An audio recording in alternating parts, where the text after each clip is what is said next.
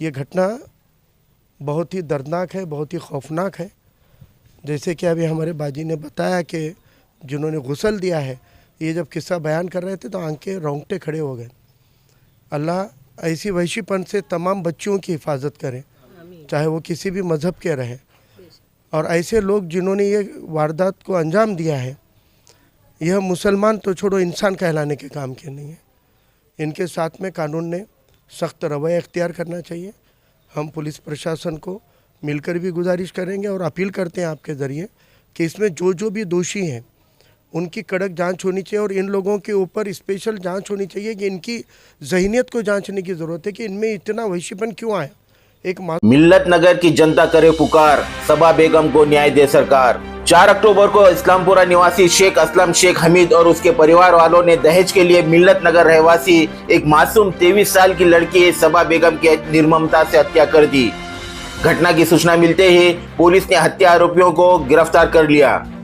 इस घटना से मिल्लत नगर में रहने वाले लोग गहरे सदमे में हैं और मिल्लत नगर के लोगों ने मीडिया के माध्यम से ये मांग की है कि मिल्लत नगर की बेटी सबा बेगम की हत्या के आरोपी पति, सास, ससुर, ननन, नंदोई का केस फास्ट ट्रैक कोर्ट में चलाया जाए, जिससे जल्द से जल्द आरोपियों को सजा मिल सके।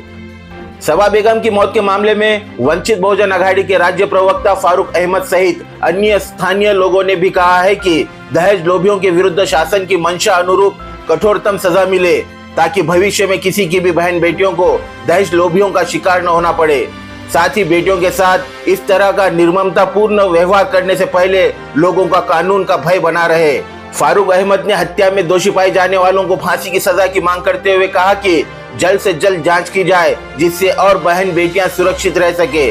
मिल्लत नगर की महिलाओं का कहना है कि यदि शादी के कुछ दिन बाद ही बेटियों की हत्या होती रही तो बेटियां शादी करने से डरने लगेगी। आगे उन्होंने कहा है कि सबा बेगम को न्याय मिले और दोषियों पर सख्त से सख्त कार्रवाई हो।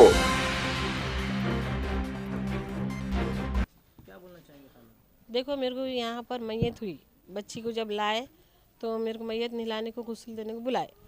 मेरा काम है गुस्ल देना। मैं औरतों को, लेडीज़ को, जितने औरतों को मैं गुस्ल देती हूँ। आज 40 साल से मैं गुस्ल दे रही हूँ। 40 साल से मैंने आज तक ऐसी मैयत नहीं देखी, आधी जली हुई और आधी कटी हुई।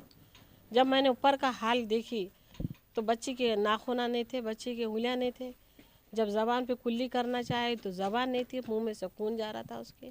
फिर सलाखा चुभाए हुए, कत्ते से मारे हुआ, पूरा ऐसा डन के हड्डियाँ दिख रहे थे। फिर जब नीचे का हाल देखी मैंने, पन्नी निकालते प्लास्टिक तो पूरा गोश्त उसको चिटक गया। और फिर पलटा के मैंने देखी तो वो भी गोश्त पूरा चिटके हुआ, सिर्फ हड्डियाँ, मक्खन हड्डी तक दिख रही थी बच्ची की। अंदाज़ा लगाओ कि किस तरीके से जलाए वो लोगों ने। ये नाइंसाफ़ी करे उन्होंने बच्ची के साथ। मार देना था, तकिया रख के मार देना था, नहीं पसंद नहीं तो छोड़ देना था। इतनी भयानक मौत देती बच्ची को। हाँ, मैं इंसाफ के वास्ते आवाज़ कर रही हूँ कि देखो, वो बच्ची को इंसाफ मिलना चाहिए। और तुम लोग जितने भी चाहने वाले हैं, अल्लाह के रसूल के वास्ते उसके साथ नाइंसाफ़ी मत करो। बराबर जो बॉडी में वो छापो और उनको है नहीं क्या, सजाए मौत दो उनको। एक करेंगे सब बचेंगे। गरीब के बेटियां की हिफाजत होंगी और न्याय करना तुम्हारे लोगों के हाथ में। अभी तक जो भी आपने गुस्ल दिए, जी, ऐसे जख्म देखे थे? मैंने जिंदगी में पहली बार ये जख्मा देखी हूँ। अल्लाह बेहतर जानता, अल्लाह गवाह है कि कत्ते से फसले ऐसा मुड़ पाई। मैंने पलटाई पीठ धोने के वास्ते, हड्डियाँ टूटे हुए, कड़कड़ कड़कड़ आवाज़ आ रहा। इधर पलटी तो हड्डियाँ कड़कड़ कड़कड़ आवाज़ आ रहा। यहाँ पूरा गड़ा होगा था, हाथ डाल के देखी मैंने, पूरा गड़ा। तो ऐसी मौत दी उन्होंने। आज ये बच्ची के साथ हुआ, आने वाले दिनों में दूसरे बच्चों के साथ नहीं होना, इसके लिए आप क्या पैगाम देंगे? मैं आने वालों को जो भी है उनको बोलने वाली हूँ। कलेक्टर के पास कल गए थे हम, उनको भी बोले कि ये बच्ची का हो गया। आने वाले बच्चों की हिफाजत पुलिस ने करना और ऐसा कानून बनाना जहाँ पर लड़कियों की हिफाजत हो। कम से कम है नहीं क्या, इतना टॉर्चर तो नहीं करना, और जो भी करा उसको बराबर सजा देना। मिल्लत नगर में जो वाक़या हुआ है, इस्लामपुरे के हद में एक मासूम बच्ची के साथ में वहशी तरीके से, वहशियाना तरीके से जो एक बर्बरता के साथ में जो घटना घटी है, यह सिर्फ इस्लामी या दीनी नुक्ते नज़र से ही नहीं, तो तमाम इंसानियत को शर्मसार करने वाली और ख़ास तौर से इस्लामिया मिल्लत की आंखें झुकाने वाली, सर झुकाने वाली घटना है। शोबे में इस तरीके का वहशियानापन कहाँ से आया? वो दीन है जो ज़मीन पर भी पैर पटकने से मना करता है कि ज़मीन को तकलीफ़ ना हो, किसी को नाराज़ करने, किसी का दिल दुखाने से परहेज़ करने का सिखाता है, उसको गुनाह करार देता है। उसमें इतनी हैवानियत कहाँ से आई? ये घटना बहुत ही दर्दनाक है, बहुत ही खौफनाक है। जैसे कि अभी हमारे बाजी ने बताया कि जिन्होंने गुस्ल दिया है, ये जब किस्सा बयान कर रहे थे तो आंखें रोंगटे खड़े हो गए। अल्लाह ऐसी वहशीपन से तमाम बच्चियों की हिफाजत करे, चाहे वो किसी भी मज़हब के रहे।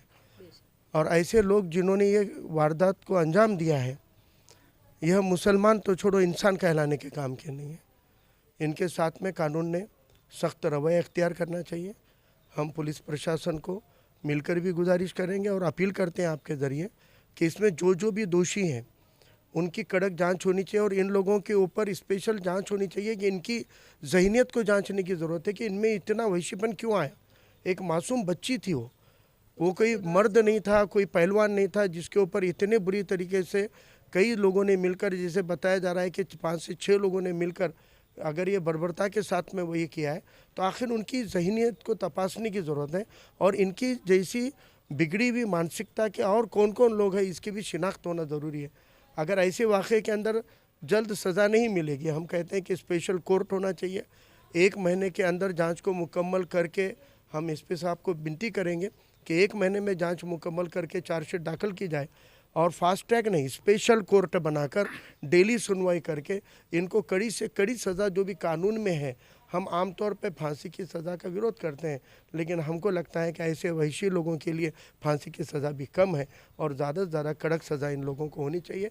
हम पूरी तरह से हमारी समाजी ज़िंदगी की जो भी हमारे साथी है, जो भी हमारे साथ में रहने वाले लोग हैं, इनकी तरफ से हम ये बच्ची के फैमिली को हिम्मत देते हैं, इनको कहते हैं कि आप सब्र से काम लीजिए। अल्लाह आखिरत में तो हिसाब करेगा ही करेगा, इंशाल्लाह दुनिया में भी हम आपको अकेला नहीं छोड़ेंगे, दुनिया में भी आपके साथ इंसाफ हो, उसके लिए हम उन फैमिली के साथ में इंशाल्लाह ताकत के साथ खड़े हैं। न्यूज़ देखने के लिए हमारे चैनल को लाइक और सब्सक्राइब कीजिए। हमसे संपर्क करने के लिए 9049032007 पर कॉल या व्हाट्सएप कर सकते हैं।